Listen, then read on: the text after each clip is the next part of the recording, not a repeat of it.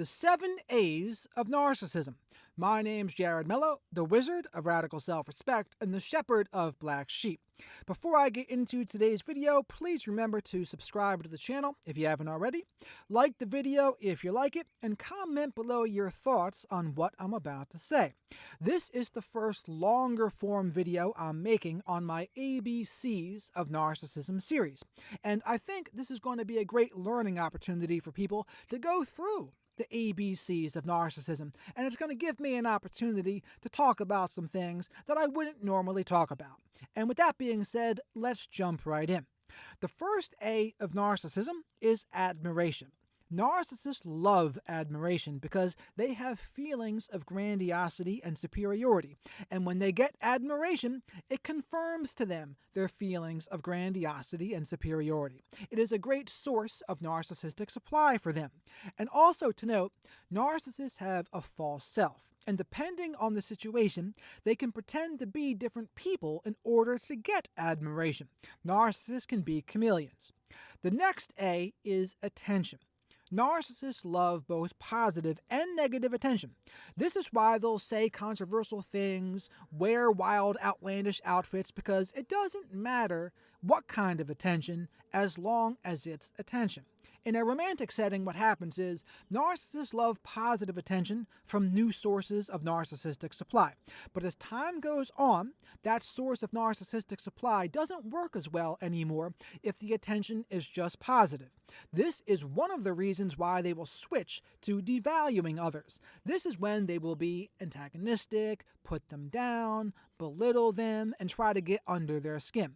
And their goal is to provoke people into an emotional reaction.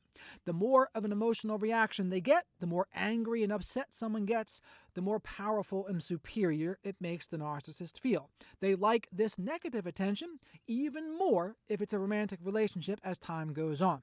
This is why the way to handle a narcissist is indifference and to ignore them. The next A of narcissism is antagonism. This is one I just mentioned, but when you're dealing with a narcissist, it feels like a battle a lot of times. And this is something to definitely not ignore, because it's happening for a reason. Because narcissists will often give you subtle jabs, they will twist and distort what you say, they'll be condescending, they'll talk down to you, they'll subtly accuse you of things that you didn't do, and overall, it just feels very unpleasant. And this happens because the narcissist does not have the same goals that you have. You might want to solve problems with them, come to a mutual understanding with them, collaborate with them.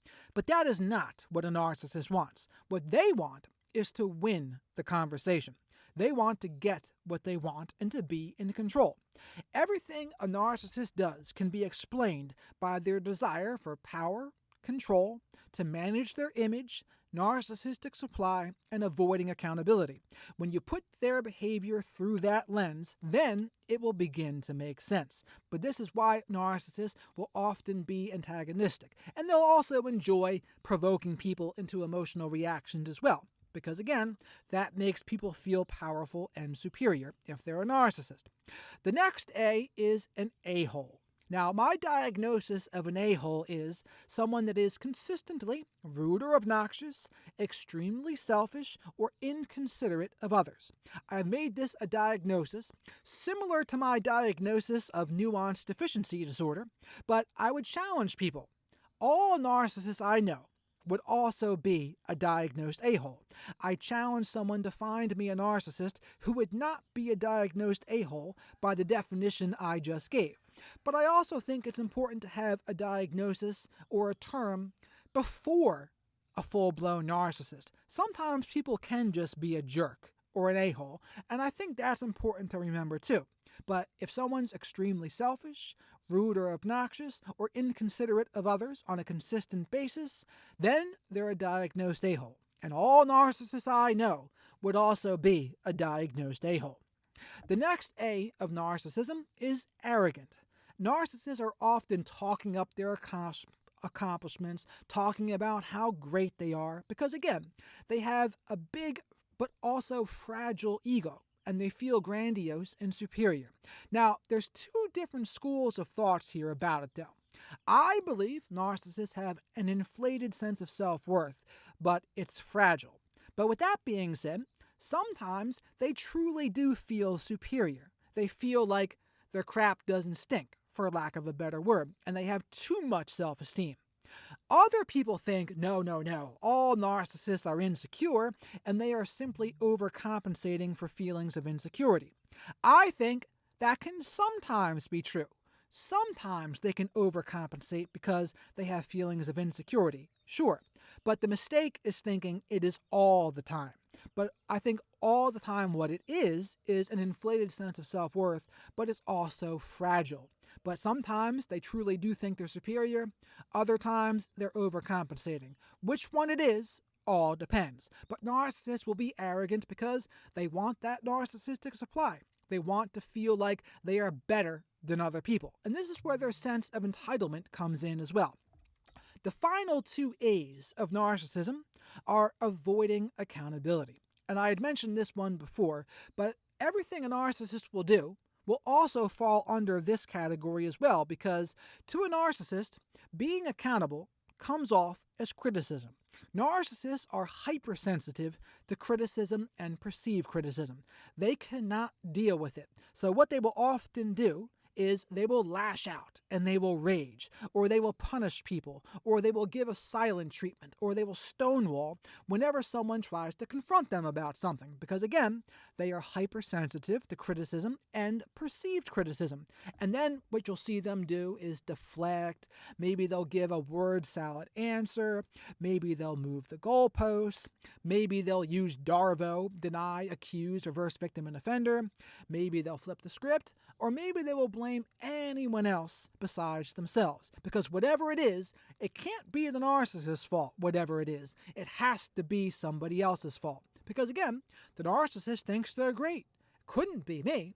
But this is also why narcissists so seldom change. Because in order to change, someone has to admit they have a problem, become willing to do something about it, and then take the action steps to change. And it would be possible for a narcissist to modify their behavior if they could do those things.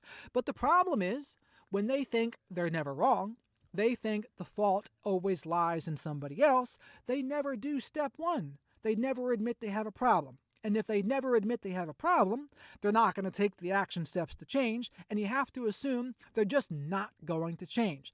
And this is something that might be a tough pill for some people to swallow, but yeah, unless they admit they have a problem and then do something about it, and then get correct action about it as well, because I have heard stories of narcissists going to therapy, but it's just trauma therapy, and they'll do EMDR.